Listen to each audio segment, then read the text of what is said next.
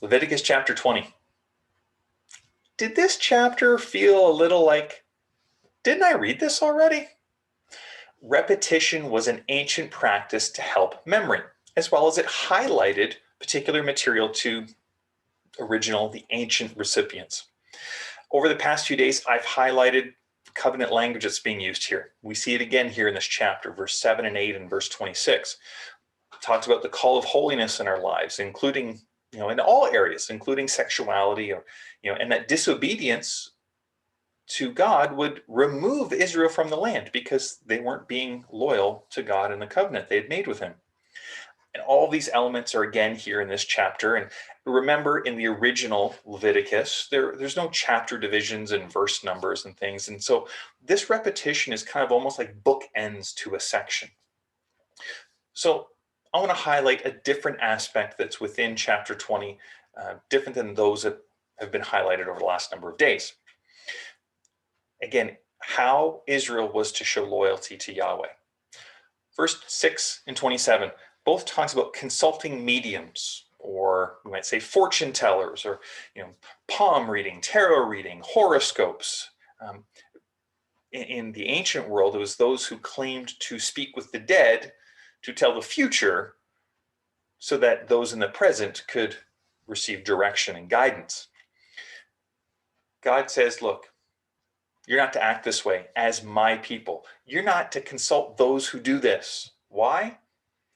I mean, wouldn't you like to know the future? Wouldn't you like to know who's going to win the next Super Bowl so you can put in your bet now if you're, or stocks if that's a more appropriate thing in your mind, or just what's going to happen so I can be prepared. How much would farmers, for example, love to know which crops are going to do the best because they know in advance what kind of weather is going to be for the next season? We have all sorts of reasons why we want to know the future. And the Bible doesn't talk about anywhere against that desire to know what's coming, to know what's ahead. The issue here is the source from which guidance is being looked to, or knowledge of the future being asked of. See, in verse 6, consulting mediums is actually called, at least in the New Living Translation, the phrase it used, spiritual prostitution. That's strong language. It is looking for answers, directions, and guidance for life from a source other than Yahweh, from God, and his revealed ways and his revealed sources. I mean, in this time, in this era of the book of Leviticus, the people could go to the priests, they could go to Moses, they could go to that source, because the issue here is loyalty. Who are you going to for direction for how to live? And again, we have these practices still today. Again, I mentioned horoscopes, fortune tellers, mediums, because that desire is still always there for us as human beings. I think it's actually that same desire that drives much of, I'll call it, conspiracy theory culture today. A desire to know what's going on in full, or to know where things are going, or to know what's going to happen. And so we know how to think and act and respond.